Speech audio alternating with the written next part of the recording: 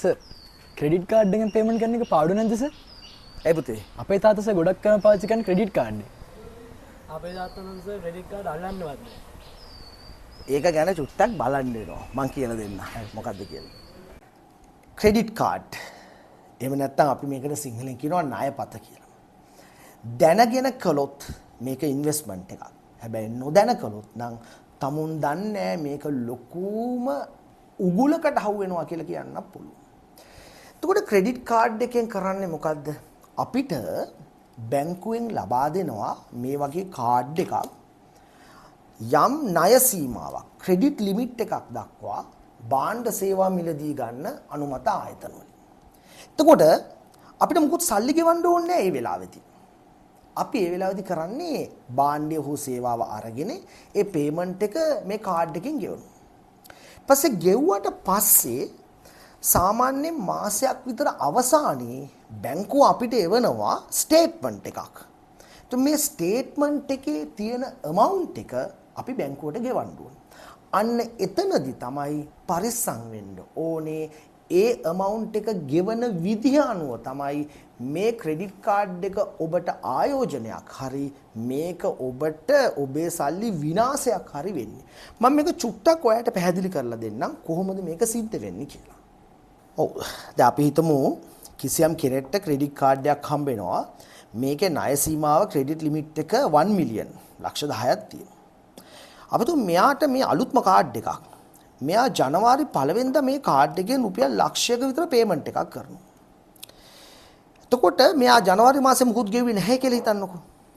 එතකොට ජනවාරි 31 අපි හිතමු මේ බැංකුවේ බිලින් ඩේට් එක කියලා. එතකොට ජනවාරි 31 වෙනකොට බැංක් එක අපිට print out එකක් අරගෙන පෙබරවාරි 1 2 විතර වගේ අපිට එවනවා. ඒකේ තියෙනවා අපි මේ මුදල ගෙවන්න ඕනේ දවස ඩියු ඩේට් කියලා තියෙනවා 21 2 20 25 කියන්නේ පෙබරවාරි 21. සාමාන්‍යයෙන් බැංකුවක් අර බිල් ඩේට් එකේ ඉඳන් දවස් 20ක් 21ක් විතර අපිට දෙනවා. බැංකුව සඳහන් කරනවා මෙහෙම. ඔයා ගෙවන්න ඕනේ මුළු මුදල ලක්ෂයයි. ඒක තමයි මේ total outstanding කියලා කියන්නේ. බැංකුව කියනවා හැබැයි මුළු මුදල ගෙවන්න බැයි නම් ඔයාට අඩුම ගානේ අවම මුදල හරි මේ මිනිමම් total minimum due ඒක හරි ගෙවන්න පුළුවන් කියලා. සාමාන්‍යයෙන් ඒක මේ amount එකෙන් 104ක් විතර වගේ වෙනවා. සමහර බැංකු ඊට වඩා අඩු වෙන්න පුළුවන්. අපි තුම කෙනෙක්ට මේ ලක්ෂ්‍යම ගෙවන්න බැරි වුණා. අන්න එයාට ඕන නම් මේ අඩුම ගානමන 4000 ගෙවන්න පුළුවන්. හැබැයි මතක තියාගන්න මෙතනදි තමයි ඔයාව අනතුරකටපත් වෙන්නේ. ඔයා මේ ලක්ෂ්‍යම ගෙවුවා නම් ලබන මාසේ ඔයාට කිසිම ඉන්ට්‍රස්ට් එකක් නැහැ. හැබැයි ඔයා මේ අවම මුදල විතරක් නම් ගෙවන්නේ ඔයා තවදුරටත් හිඟ තියලා තිනවා රුපියල් 96000. මේ 96000ට බැංකුව ලබන මාසෙදී ඔයාට පොලියක් ගන්නවා. සාමාන්‍යයෙන් මේ ක්‍රෙඩිට් කාඩ්ස් වලට අය කරන පොලිය අවුරුද්දට 126ක් විතර වෙනවා. ඒතර මාසයකට ගත්තොත් 2.16ක්. ඕක පොඩ්ඩක් වෙනස් වෙනවා දවස් 30 දවස්වල 31 දවස්වල. ඔබ නිකන් හිතන්නකෝ පොලිය විතරක් ගෙවන්න වෙනවා 2073ක්. එතකොට මේ ඉතුරු වෙච්ච මුදලයි පොලියයි දෙකම ඔයාගේ ඊළඟ ස්ටේට්මන්ට් එකට ගෙවන්න සිද්ධ වෙනවා. එතකොට මෙහෙමයි. ක්‍රෙඩිට් කාඩ් එකකින් ගනුදෙනු කරා කියලා කිසි ගැටලුවක් නැහැ. ඒක ඕනම කෙනෙක්ට හදිස්සියට තමුන්ගේ ගෙවීම් කරන්න තමුන්ට භාණ්ඩය සේවා මිලදී ගන්න වැදගත් වෙනවා. හැබැයි වැදගත් දේ තමයි ඒ ගෙවන්න තියෙන මුළු මුදලම අර බැංකුව කියන ඩියු ඩේට් එකට කලින් ගෙවන්න. ඔයාට කිසිම ඉන්ට්‍රස්ට් එකක් ගෙවන්න වෙන්නේ නැහැ.